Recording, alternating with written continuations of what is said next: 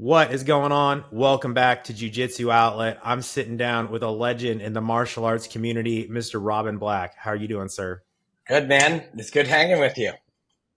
Thanks for being here. I'm really excited to talk kind of about the growth of martial arts and just everything that you see happening behind the scenes of the fight game. But first, I want to ask you the question that we start off every single episode of the show with, which is, how do you feel training in combat martial arts has helped your mental health since you started training? It's very difficult to know, to be honest. I know that my root sort of philosophy in life and the lens through which I kind of make sense of the world around me is through martial arts. Through understanding my own body and through trying and failing and trying again. A lot of these sort of basic fundamental life philosophies have come from that. And I don't know how I would see the world had I not started obsessing about martial arts and human movement and stuff as a little kid. So it's hard to know. But I do know that the filter through which I see almost everything, I live a very good life. I'm sitting in my own studio that I built in my house. And after we hang out, I'm going to take my daughter to gymnastics and do, father-daughter gymnastics. We both get to do it. I travel around the world talking about martial arts. I'm married to my best friend. Like, I got it good. And when I was a little kid and wanted to train martial arts, I was hyperactive and very unfocused. And my parents were literally like, this seems to be the thing that he's really into. So they would drive me 2 hours each direction, 3 days a week to train Taekwondo in Winnipeg. I was 2 hours outside of Winnipeg from all of my kind of from 9, 10 until I could drive myself. And all of, understanding goal setting and, trial and failure and deliberate practice and what momentum means and how to overcome things and facing fear, all of it, really, like everything good in my life, I think directly comes from studying martial arts. I truly do.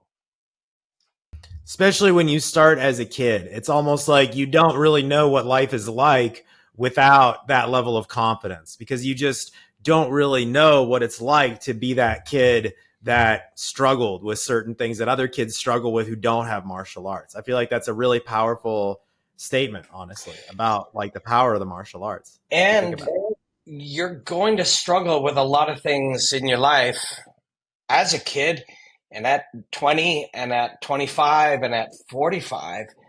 And if you've, life is challenging, like life is demanding. It's mentally and emotionally very demanding.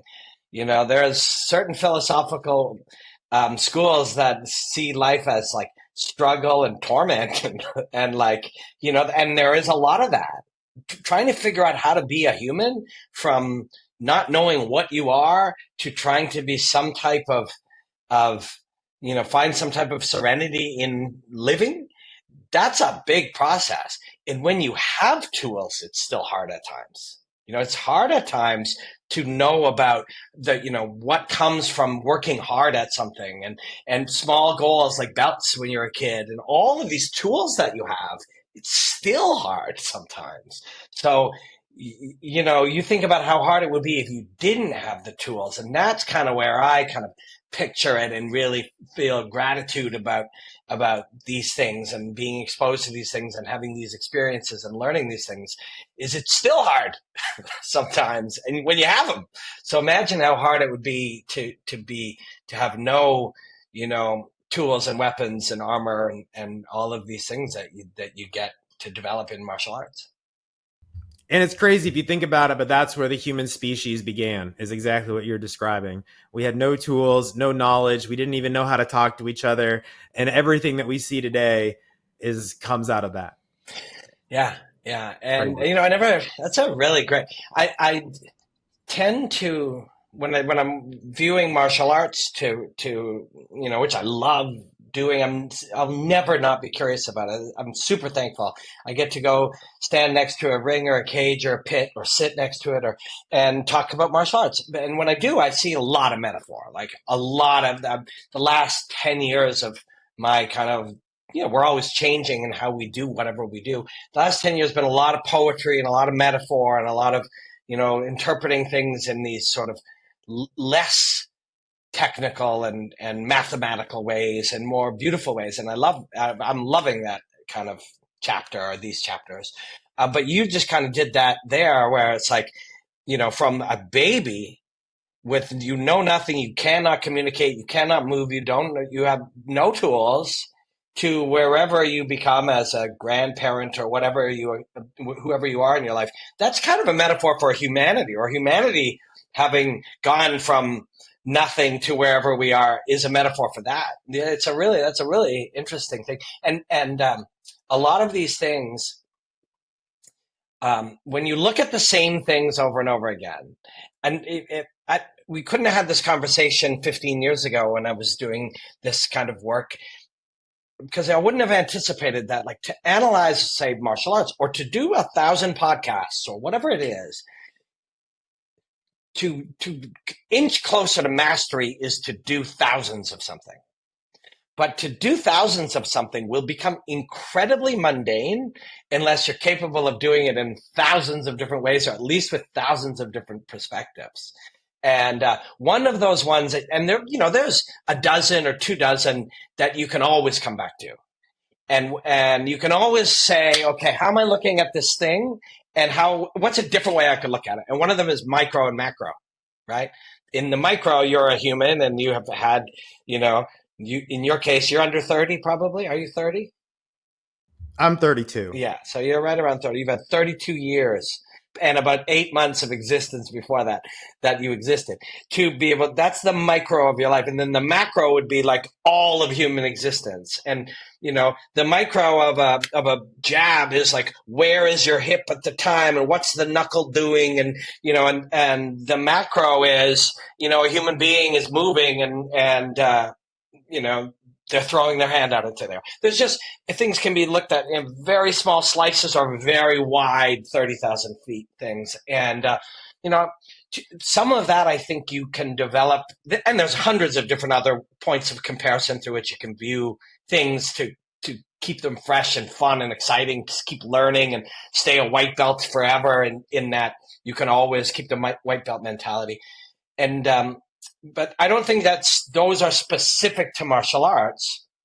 I think those are specific to studying anything for many decades. The study of any practice. People who do yoga will have, for 30 years or 40 years, they'll have this conversation. People who, cut bonsai trees for 50 years of their life, they would have this conversation. I think some of these perspectives come from just doing anything a lot forever with varying lenses and filters through which to see them. 100%. What you're talking about reminds me of the part of the Book of Five Rings by Musashi, where he says that it takes 1,000 days of training to learn a technique, 10,000 days of training to polish the technique. Yeah, it's amazing. And I love too that obviously it's translated, so who knows I don't speak Japanese, but who knows what the original thing was. Yeah. But I like that he used the word polish, not master. Because he didn't even say, we always hear like, oh, it takes 10,000 reps to master. But he was saying, oh, no, it's not 10,000 reps, 10,000 days of training just to polish it, just to be good at it. Is what he was saying. Polish is a great word. That's a really great word. And mastery is a goal, but it is not an achievable destination, right? Like, because whoever is a master of something, if they could live 100 years more, they would be a novice. If they could learn 100 years more, they would now be a novice, right? So there's no mastery. Polish is a great word. Another really wide idea that he said, and it's super like, one of the 5 probably most quoted things, is to know the way broadly is to see it in all things, right? And that definitely becomes true, and there's a Bruce Lee extraction from this is so I have designed my studio however I want, but this right here, I have 3 enormous, like, each slightly different painted Bruce Lees over there. I do a bunch of work for Bruce Lee's family now, and collabs with them. It's really amazing. But I remember quoting this once years ago, and you understand all these things very different every 5 years, and you will if you continue to learn. Always, we always will. But it was something like, when you begin, and this is a terrible paraphrasing because I haven't actually thought of it in weeks or months, but, when you start out, a punch is more than a punch. A punch is just a punch. And then when you train longer, a punch is more than a punch. And then later, when you reach a higher level of polish or towards mastery or whatever, a punch is just a punch again. It's almost like all the things you learned made it more complex. But then when you studied it long enough, you internalized all those things. They just became fingertip knowledge, part of your flesh and your blood.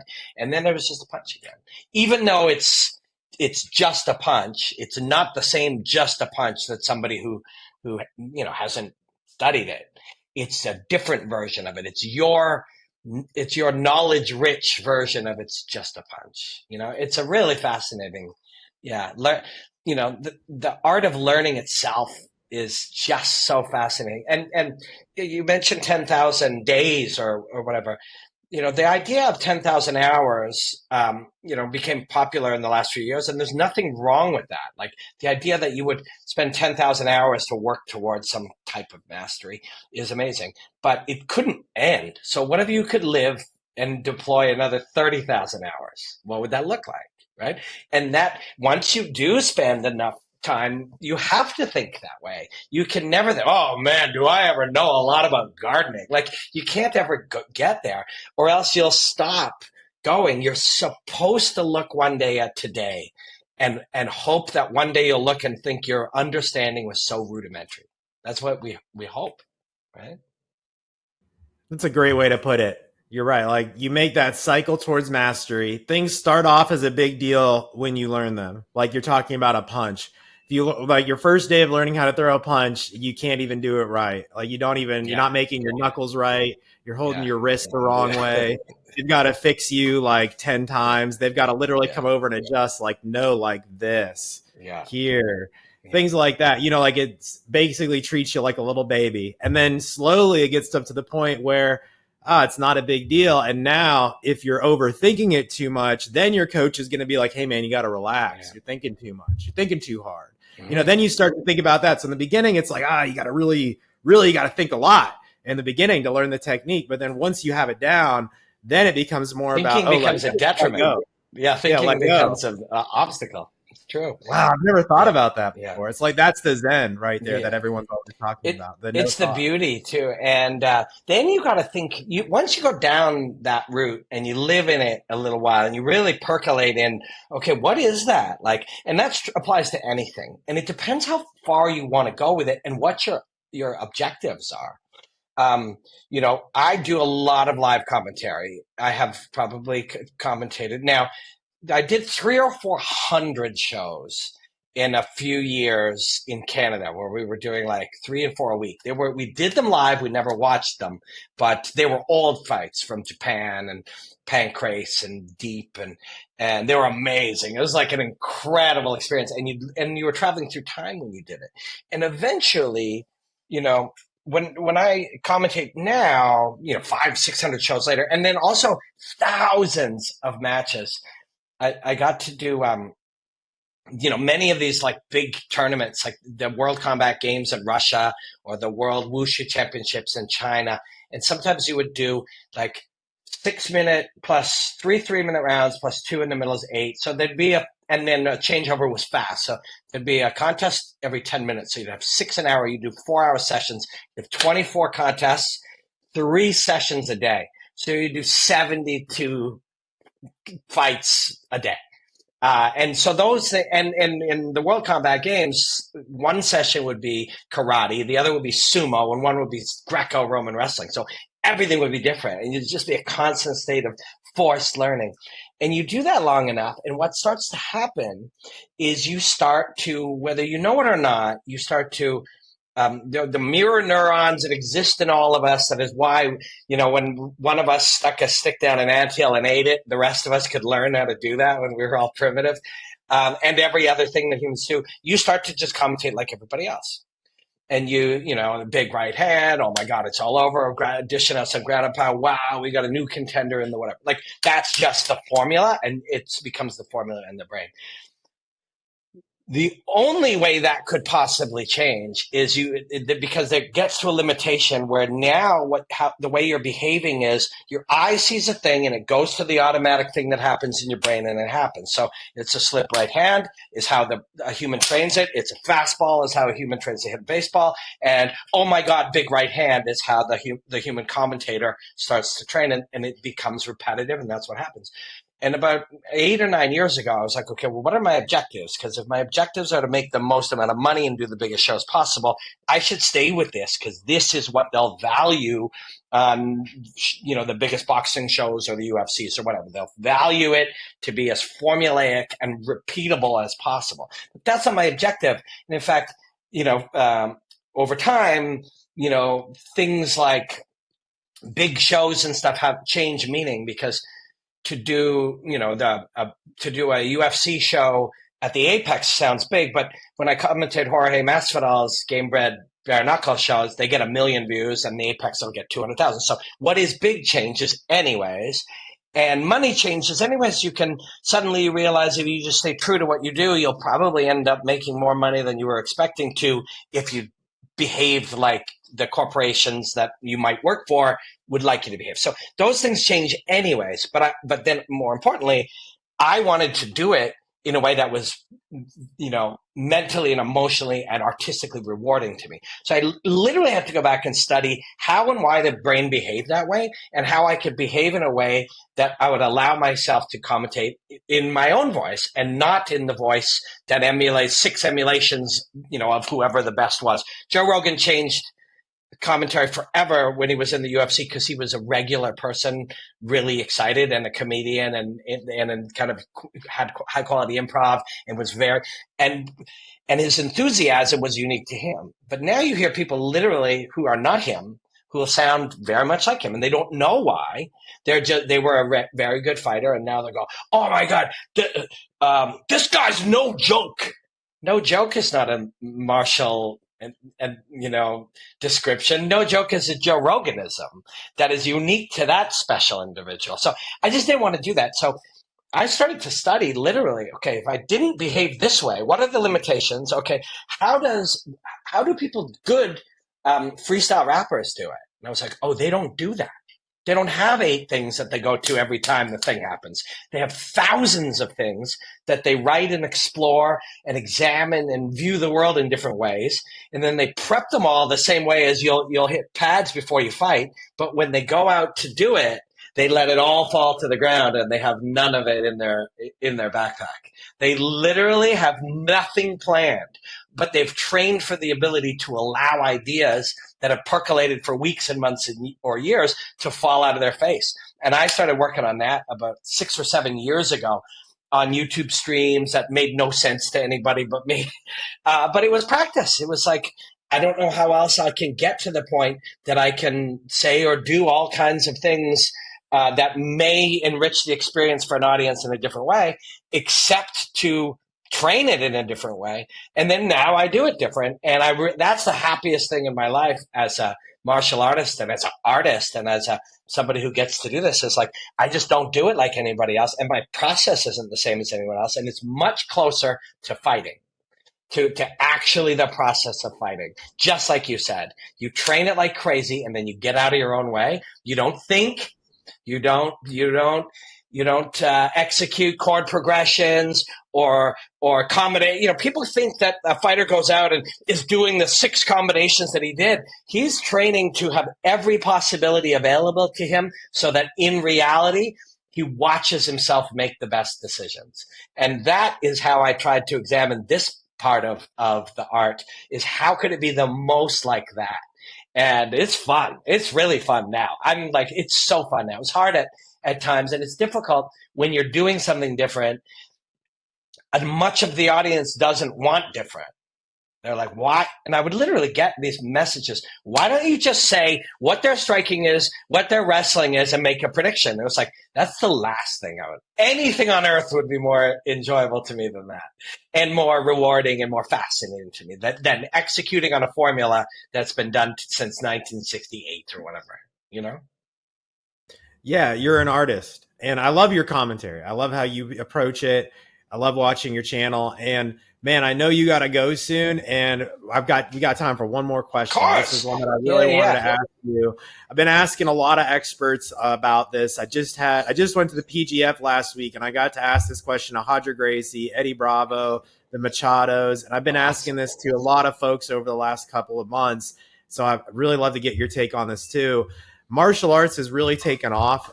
Combat martial arts, the UFC is really driving that, but we also see One Championship, ADCC, now the PGF, all these organizations coming up behind them.